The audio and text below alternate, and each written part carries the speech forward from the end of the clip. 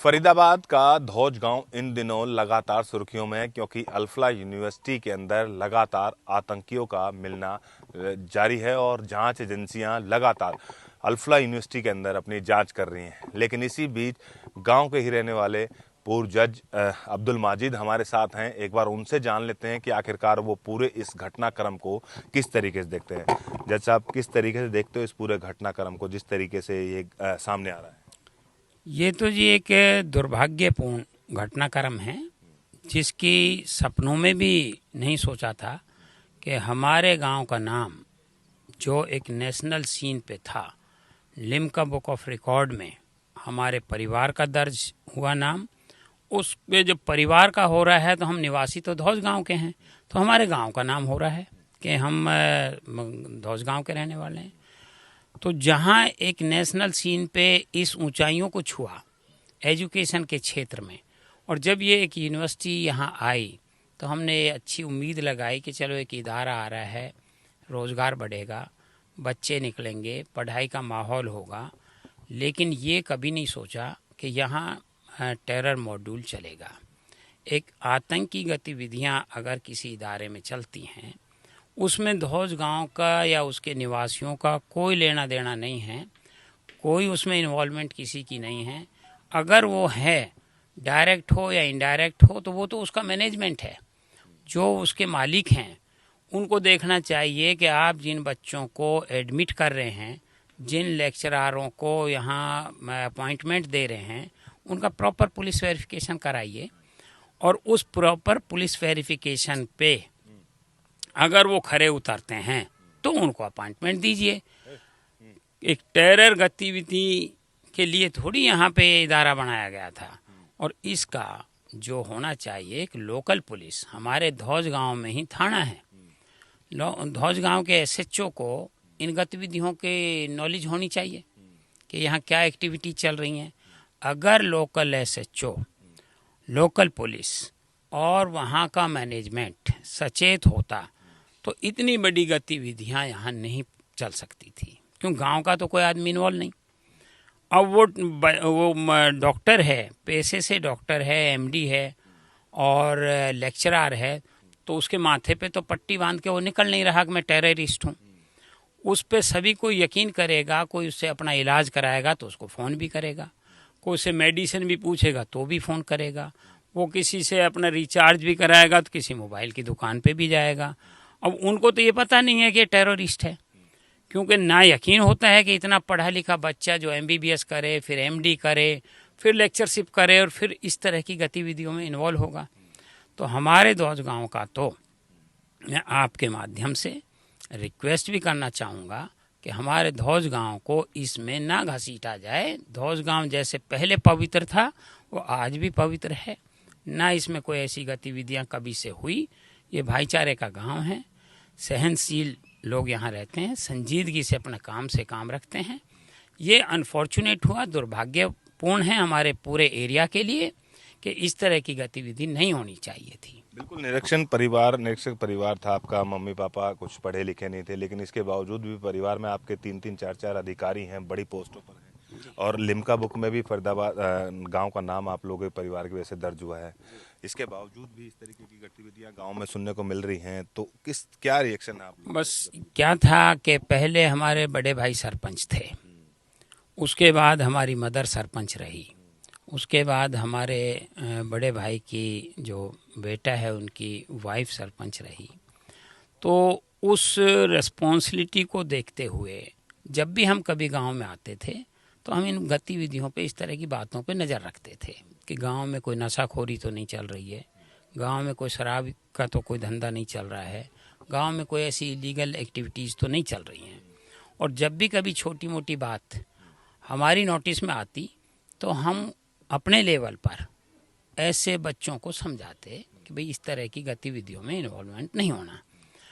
अब पिछले बार ये रिजर्वेशन में चला गया गांव, तो जो मौजूदा सरपंच है अगर वो इस तरह की गतिविधियों पे नज़र रखता, लोकल पुलिस गतिविधियों पे नज़र रखती, तो शायद आज गांव का नाम नेशनल लेवल पर बदनाम नहीं होता। तो ये अनफॉर्चुनेट रहा कि गांव की जो बागडोर थी वो इस तरह के हाथों में चली गई जिनका कोई सिस्टम नहीं, जिनका कोई पढ़ाई से, किसी इस तरह की गतिविधियों पे नज़र रखने से कोई वास्ता नहीं रहा। तो इनका जो लेट लूज रहा, जो ढीलापन रहा, उससे शायद ये पनपी, ये जो टेरर मॉड्यूल यहाँ पनपा। तो ये इस वजह से हुआ कि ना तो लोकल एसएचओ ने ध्यान दिया और ना ही लोकल सरपंच ने कोई ध्यान दिया होगा। हम तो जब यहाँ आए, आपके टीवी माध्यम से पता चला कि दौज गांव में अल्फाला यूनिवर्सिटी में टेरर मॉड्यूल चला है, तो हमें तो बड़ा शौक़ लगा कि कहाँ हमारा गांव नेशनल लेवल पे जाना जाता था कि एजुकेशन में। हम चार भाई पीएचडी हैं, लॉ के पीएचडी हैं, ऑफिसर रहे, क्लास 1 ऑफिसर रहे, इलिटरेट पेरेंट्स थे और गांव वालों का आशीर्वाद था, गांव वालों की मोहब्बत हमसे थी। तो हमारी मदर इलिटरेट थी तो भी वो सरपंच रही, हमारा भाई सरपंच रहा। तो तब हम ये 15-17 साल इस गांव के सरपंच रहे, तो हम रखते थे, इन बातों पे ध्यान रखते थे। अब जब दूसरा कोई रहता है तो हमारी एक आदत है कि उसमें इंटरफेयर नहीं करते, कि ठीक है जो जिसको वोट मिली, जो कर रहा है, वो उसकी जिम्मेदारी तो बनता है कि वो तरीके से चलाए, गांव की तरक्की करे। अब ये बदनामी हो गई, गांव का नाम आया। तो मैं तो आप चैनल माध्यम से पत्रकार बंधुओं से एक रिक्वेस्ट करूंगा, एटलीस्ट हमारे गांव का नाम इस टेरर मॉड्यूल में ना घसीटा जाए, क्योंकि गांव वालों का कोई रोल इसमें नहीं है। अल्फाला यूनिवर्सिटी हमारे गांव से तकरीबन आधा किलोमीटर की डिस्टेंस पे है। काफ़ी लंबे समय तक आपने न्यायाधीश की कुर्सी पर रहे हैं आप, और लंबे समय तक न्याय किया है, कहीं ना कहीं कई ऐसे अहम फैसले भी दिए होंगे। किस तरीके से देखते हैं, जिस तरीके से इन्होंने यहाँ पे भारी मात्रा में असला बारूद, अमोनियम नाइट्रेट मिला है, भारी मात्रा में हथियार मिले थे, क्या लगता है किस तरीके की कार्रवाई इनके अधिकारियों के खिलाफ होनी चाहिए, इन यूनिवर्सिटी के संचालकों के खिलाफ? जरूर, मैं ये हरियाणा में जुडिशरी के जब नौकरी करी, काफ़ी लंबी नौकरी करी, 60 साल पूरे करे, और मैं सीबीआई का भी मजिस्ट्रेट रहा पूरे हरियाणा का। एक से एक अहम मुद्दे आए, एक से एक चीज़ों में हमने अपने सूझबूझ से काम लिया। ठीक है, जब हम गांव में आते हैं तो हम सोशल हैं, हम गांव की कदर करते हैं, गांव हमारी कदर करता है।